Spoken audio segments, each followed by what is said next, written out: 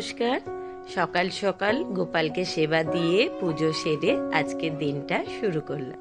নমস্কার বন্ধুরা, অভিনব চৈতিশ ব্লগে তোমাদের সবাইকে আবার একবার স্বাগত জানিয়ে আজকের আরেকটি নতুন ব্লগ শুরু করছি। তোমরা সকলে কেমন আছো? কে কোথা থেকে আমার ভিডিওটা দেখছো সেটা অবশ্যই কমেন্ট করে জানিও। ভালো লাগলে লাইক করো, বন্ধু বান্ধবের সঙ্গে শেয়ার করো। যারা ইউটিউব থেকে দেখছো তারা চ্যানেলটাকে সাবস্ক্রাইব করে দিও, পাশে থাকা বেল বাটনটা অল করে দিও। আর যারা ফেসবুক থেকে দেখছো তারা পেজটা ফলো করো। সকালবেলা দেখে বুঝতেই পারছো স্নান পুজো হয়ে গেছে। পুজো দিয়ে এসে তোমাদের দাদাকে আর রিককে অল্প একটু জলখাবারও দিয়ে দিয়েছি। তবে আমার মায়ের আর আমার দুজনের এখনো কারোর জলখাবার সারা হয়নি, কারণ মা গেছে স্নান করতে, এসে জলখাবার খাবে। কিন্তু যেহেতু তোমাদের দাদা বেরোবে অফিস আর আমারও রান্নার বেশ তাড়াহুড়ো আছে, তাই আমি আমার জলখাবারটা নিয়ে বসে পড়েছি। ওই গতকাল রাত্রে একটু চিয়া সিড ভিজিয়ে রেখেছিলাম, সেটা টক দই, সামান্য একটু বিট লবণ, একটু গোলমরিচের গুঁড়ো, একটু ছোলা, একটু শসা আর টক দই সব দিয়ে মাখিয়ে নিয়েছি। মোটামুটি এক বাটি হয়েছে। ঝটাপট এই জলখাবারটা খেয়ে রান্নার দিকে লেগে পড়তে হবে, কারণ সকালবেলা উঠে আজকে বেশ খানিকটা স্নান সেরে এসেই মসুর ডাল ভিজিয়ে রেখেছিলাম। তো মনে করেছি যে মসুর ডালের বড়া করে আলু দিয়ে তরকারি করব। এই তরকারিটা আবার রিক বাবুর ভীষণ পছন্দের, কারণ মুসুর ডাল যে তার তো বরাবর অন্য যে কোনো ডালের থেকে মুসুর ডালের যে কোনো রকম প্রিপারেশন খেতে সে ভীষণ ভালোবাসে। যদিও খুব বেশি মুসুর ডালও শরীরের জন্য ভালো নয়, কিন্তু ওই একটি মাত্র ডালই ভীষণ পছন্দ করে আর ভালোভাবে খায়। তো যাই হোক, মসুর ডাল তো ভেজাতে বেশিক্ষণ সময় লাগে না, তাই ওইটাকে মোটামুটি আধ ঘন্টা 45 মিনিট মতো ভেজবার পরেই ততক্ষণে আমার পুজো জলখাবার দেয়া খাওয়া হয়ে গেছিলো। তো বেটে নিয়েছি, একটু লবণ দিয়ে দিয়েছি, সামান্য একটু খাবার সোডাও দিয়েছি, যদিও না দিলেও হয়, তাও অল্প একটু দিয়েছি। আর একটু ডুমো ডুমো করে আলু কেটে ভাজতে বসিয়ে দিয়েছি, দেখতেই পেলে। আর এখানে বেশ কিছুটা পেঁয়াজ আর কাঁচা লঙ্কা একটু কুচিয়ে রেখেছি, দিয়ে দিলাম ওটা ডালের ওপর। ওটার সঙ্গে ভালো করে মাখিয়ে নিয়ে বড়াগুলো ভাজবো, তাহলে বেশ মুসুর ডালের বড়াগুলো খেতেও ভালো লাগে, আবার তরকারিতে দিলেও বেশ স্বাদ হয়। আর এখানেও একটু বেশি করে পেঁয়াজ রসুন ছাড়িয়ে রেখেছি, ওটা তরকারির মশলাটা, তারপর মাছ এনেছে, মাছে দেওয়ার মশলা একবারেই করব বলে ওটা আলাদা পেস্ট করব। এখন পেঁয়াজ লঙ্কাটা ভালো করে হাত দিয়েই ডালের সঙ্গে মাখিয়ে নিচ্ছি। যদিও ডালটা একটু হুটোপাটি করে ভিজিয়েছি, মনে হয় তাড়াহুড়োর চোটে গুনতিতে ভুল হয়ে গেছে। পরিমাণে ডালটা দেখছি বেশ অনেকটা হয়ে গেছে বাটার পর। মনে হচ্ছে যা বড়া, বেশ বড় বড় করে বড়া ভেজেও দেখছি বড়া বেশ অনেকটা হয়ে যাবে। তরকারি মনে হয় একদিনের জায়গায় দুদিন ধরে খেতে হবে। তাতে যদিও অসুবিধা নেই, কারণ তরকারি মাঝে মধ্যে কোনো কোনো এগাদটা একটু আধটু বেশি হয়ে গেলে তাতে আমার সুবিধাই হয়। মনে হয় কি একটা তরকারি একটু করা আছে আর এক দু রকম যা হোক কিছু করে দেবো, তো পরের দিন ম্যানেজ হয়ে যাবে। কারণ এই ডালের বড়ার তরকারি দুপুরবেলা ভাত দিয়ে খেতে সকলে যতই পছন্দ করুক, কিন্তু রাত্রিরে রুটির সঙ্গে কেউ খাবে না। যদিও রিক আবার শুধু মুখেও এই বড়া খেয়ে নেয়।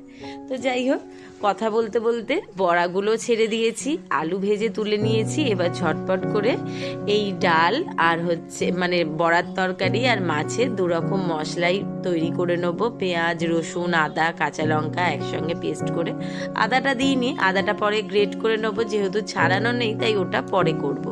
এখন বড়াগুলো ভাজা হয়ে এসছে, এইগুলো তুলে নিয়ে বাদবাকি বড়াগুলোও ভেজে নেবো।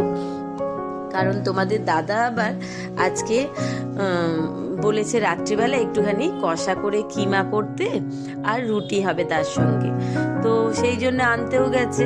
আমি বলেছিলাম আজকে যেহেতু সব রকমই মোটামুটি পেঁয়াজ রসুন দিয়ে রান্না হচ্ছে, ওটা আগামীকাল করতে। আসলে আগামীকাল আবার বৃহস্পতিবার, আমাদের এখানে খাসির মাংসের সব কটা দোকানই বন্ধ থাকে। আর যেহেতু আজকে বলেছে আনবে বলে, বারবার না হ্যাঁ করলে সে আবার ভীষণ রেগে যাবে। তো সেই জন্য মনে করলাম ঠিক আছে, ওই কম বেশি করে একটুখানি মশলাপাতি দিয়ে করে নেবো। তো কথা বলতে বলতে এখানে কড়াতে বেশ কিছুটা সর্ষের তেল দিয়ে দিয়েছি, একটু বেশি করেই দিয়েছি, কারণ যেহেতু মাছ আর বড়ার তরকারি দু রকমের মশলা একসঙ্গে করব, তো পেঁয়াজ রসুনের পেস্টটা বেশ অনেকটা। তাতে গোটা গরম মশলা, সামান্য একটু গুড় দিয়েছিলাম, দিয়ে পেঁয়াজ রসুনের পেস্টটা দিয়ে তার মধ্যে গ্রেট করা আদা, কাঁচা লঙ্কা তো আগেই দিয়েছিলাম, টমেটো, লবণ, হলুদ, লঙ্কার গুঁড়ো, কাশ্মীরি লঙ্কা, একটু জিরে গুঁড়ো সব রকম দিয়ে মশলাটা ভালোভাবে কষিয়ে এই যে এখানে কিছুটা মাছের জন্য তুলে রেখেছি, আর বাদ বাকিটার মধ্যে ওই ভাজা আলুটা দিয়ে সামান্য জল দিয়ে ভালো করে বড়ার তরকারির মশলাটা কষিয়ে রাখছি। একটু ভালোভাবে মশলাটা কষানো হয়ে গেলেই পরিমাণ মতো জল দিয়ে আর বড়াগুলো ঢেলে ফুটিয়ে নেব, আর নামাবার সময় একটু গরম মশলা গুঁড়ো দিয়ে নামিয়ে নেব। তাহলেই বড়ার তরকারি রেডি। কারণ ঘড়ির কাঁটা বলছে এখন ঘড়িতে প্রায় 11:45 বাজতে যাচ্ছে, আর আজকে যেহেতু বুধবার, তোমাদের দাদার 3টে গাড়ি, তো মোটামুটি ও 12:30টার মধ্যে বেরোয়। আমাকে খুব তাড়াতাড়ি মাছের মশলা যদিও রেডি আছে, মাছগুলোকে ভেজে ঝটপট মাছের কালিয়াটা করে নামিয়ে নিতে হবে। দিয়ে সে একদম ঘড়ি দেখে 12:10 খেতে বসবে, আর 12:20 মধ্যে তাকে রেডি হয়ে বেরোতে হবে। কারণ ওই যতই বলুক 12:30টায় বেরোবো, সে 10-15 মিনিট আগেই বেরোয়। আর খেতে তো ভীষণ কম টাইম লাগে, তো ঝটপট করে হয়ে যাবে। আমিও এদিকে ডালের বড়া তরকারি তো হয়েই গেছে, মাছের ঝালও হয়ে গেছে, ওখানে খাসির মাংসর যে কিমাটা এনেছিল সেটাও ধুয়ে পরিষ্কার করে রেখেছি। আর সেটার জন্য মাকে বলেছিলাম একটুখানি পেঁয়াজ রসুন কেটে দিতে, তো মা রসুনের খোলাগুলো ছাড়িয়ে দিয়েছে। আমি ঝটপট করে কেটে মনে করেছি এই মাছের ঝাল মানে কালিয়াটাকে নামিয়ে নিয়েই যতটুকুনি সময় হাতে আছে, মানে সে অফিস বেরোবার আগেই যতটুকু সময় হাতে পাওয়া যায় কিমাটাকে কষা হতে বসিয়ে দেবো। তাহলে মোটামুটি এটা একদিকে কষা হতে থাকবে, ওদিকে সে খেয়ে অফিস বেরোলে আমাদেরও হাতের বাদবাকি যা কাজকর্ম আছে সেরে নিয়ে আমরাও খাওয়া দাওয়া করব। কারণ রিক আবার আজকে একটু বিকেলে বেরোবে বন্ধুদের সঙ্গে রথের মেলা ঘুরতে। আসলে এই সামনে শুক্রবারই তো আবার উল্টো রথ, আর আমাদের এখান থেকে যেহেতু লিলুয়া থেকে খুব কাছেই হয় শ্রীরামপুরের মাহেশের রথ, তো রথের দিনই যাবার কথা ছিল, সেদিন আর ওকে আমি ছাড়িনি, কারণ মারাত্মক রকম ভিড় হয় সেই জন্য। আর আজকে বুধবার, এখনো 2 দিন সময় আছে হাতে উল্টো রথের আগে, তো ওর বন্ধুরা সকলে ঠিক করেছে আজকে যাবে, তো সেও বলল তাহলে আমিও কি যাব। তো আমরা তার জন্য আর খুব একটা না হ্যাঁ করিনি, বলে দিয়েছি ঠিক আছে বন্ধুদের সঙ্গে যাচ্ছ যাও, কিন্তু সাবধানে, বেশি ভিড় ভাগ করে না, ঠেলাঠেলি করে যতটা সাবধানে ঘুরে আসা যায় ঘুরে এসো। তো যেটা আমার একটা সুবিধা, আসলে আমার ঘড়ির কাঁটা একটুখানি সবসময়তেই 10-15 মিনিট ফাস্ট করে রাখতে হয় তোমাদের দাদার জন্য। সে সবসময়তেই মনে করে অফিস বেরোনোর জন্য লেট হয়ে যাচ্ছে, সেই জন্য তাকে খাওয়া হোক বা না হোক আগে অফিসের জন্য বেরিয়ে যেতে হবে। তো তার আর আমার দুজনেরই সুবিধার্থে আমি সব সময় ঘড়ির কাঁটা 10 মিনিট ফাস্ট করেই রেখে দিই।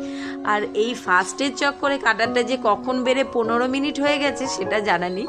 তো তখন যখন বলেছিলাম ঘড়িতে 11:45 বাজে, মানে 11:30, মাছের কালিয়াটা হয়ে যাওয়ার পর মা তো বললামই ঝটপট করে রসুনের খোলা, পেঁয়াজের খোলা ছাড়িয়ে দিয়েছিল, আর আমি সেগুলোকে ঝটপট করে কেটে নিয়ে মিক্সার গ্রাইন্ডারে একদম মশলাটা পেস্ট করে খুব সামান্য তেলে সামান্য পরিমাণ মতো গোটা গরম মশলা, এই দেখো একটা কত বড় পিস দিয়ে দিয়েছে কিমার মধ্যে, এটা মনে হয় কাটতে ভুলে গেছে।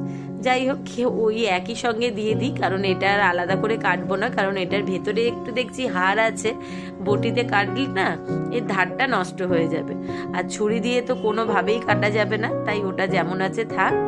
খুব সামান্য তেলে, যেটা বলছিলাম আমি সবসময়তে খাসির মাংস হোক বা কিমা খুব অল্প তেলে মশলাটা কষাবার চেষ্টা করি, কারণ মাংসর মধ্যেও চর্বি থাকে, আর আজকে দেখতেই পেলে কিমাটার মধ্যেও বেশ অনেকটা চর্বি রয়েছে, সেটা কষাতে কষাতে যথেষ্ট পরিমাণে তেলটা বেরিয়ে আসে, আর পরে নালে অত্যাধিক তেল তেলে হয়ে যায়।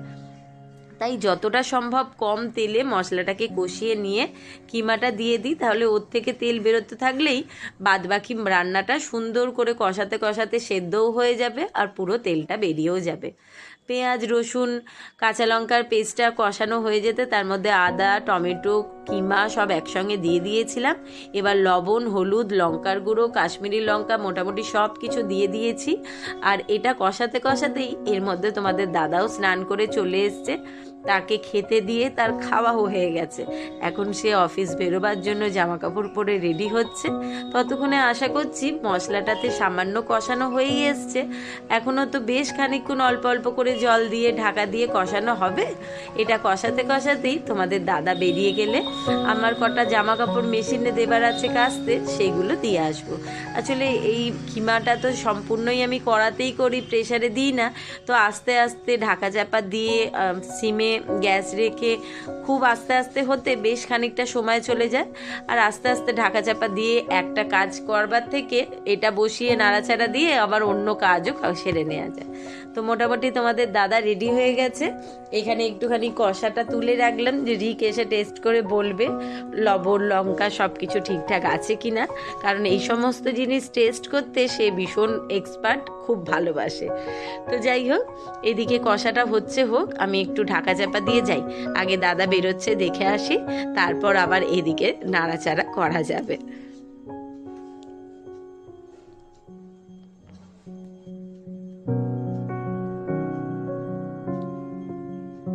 এই যে দাদা সম্পূর্ণ রেডি, ও বেরোলে অফিস। আমাদের ওদিকে কিমাটা মনে করেছি একদম কষিয়ে রেডি করে রেখে দেবো, তাহলে আর ওবেলা রান্নার কাজের চাপ কম থাকবে। সারা দুপুর খাওয়া দাওয়া সেরে একটুও রেস্ট নিতে পারিনি। মনে করেছিলাম ঘরে এসে একটুখানি ঘুম তো হয় না দুপুরবেলা, আর আমি ঘুমাবার চেষ্টাও করি না, কিন্তু কিছু ভিডিও এডিটিংয়ের কাজ ছিল সেটা করব। কিন্তু হয়ে গেল লোডশেডিং। সারা দুপুর গরমে অস্থির হচ্ছি, যদিও বাইরেটা বেশ গুমোট মেঘলা। আর দেখতেই পেলে সামনে ইলেকট্রিক সাপ্লাইয়ের লোক এসছে, ট্রান্সফরমারের কাজ হচ্ছে। আর এদিকে তারা এসে কাজ শুরু করতেই কারেন্টও এসে গেছে। আর রিক এদিকে রেডি হয়ে বেরিয়ে যাচ্ছে। বললামই বন্ধুদের সঙ্গে বিকেলবেলা মাহেশের রক দেখতে যাবার আছে, সেখানেই যাচ্ছে। কিন্তু আকাশটা এর মধ্যেই বেশ মেঘ করে ঘনিয়ে কালো হয়ে রয়েছে। আর সন্ধে নামতেই, সন্ধে পুজো দিতে দিতেই দেখি বাইরে বেশ ঝমঝমিয়ে তেড়ে বৃষ্টি শুরু হয়ে গেছে। সে রিক যে কখন এসে বাড়িতে পৌঁছাবে, তোমাদের দাদা কখন বাড়িতে আসবে তা তো ঠিক নেই, কিন্তু দুজনেই মনে হচ্ছে আজকে ভিজতে ভিজতেই বাড়িতে আসবে। রাস্তায় এখনো পর্যন্ত জল জমেনি, তাহলেও রাস্তায় বেশ ভালোই বড় বড় ফোঁটা বৃষ্টির পড়ছে। তো সন্ধে পুজো দিতে যাবার আগেই এদিকে আটা মেখে রেডি করে রেখে দিয়েছিলাম। তো এখন ঝটপট করে রুটিগুলোকে করে নেবো আগে, তারপর ওবেলা তো কিমা কষা রান্না করাই আছে, এবেলা শুধু একটু গরম করে নেবো। আর রুটিটা করে নিয়ে মনে করেছি আজকে একটুখানি সন্ধে ঘরদোরগুলো গোছাবার যেহেতু টাইম হয়নি, তাই রুটিটা করে রেখে যাব। সেদিকে ঘরদোরে মানে দুপুরের যে সমস্ত জামা কাপড়গুলো কাচা ধোয়া হয়েছিল সেগুলো শুকিয়ে গেছে, গুছিয়ে রাখবার জন্য।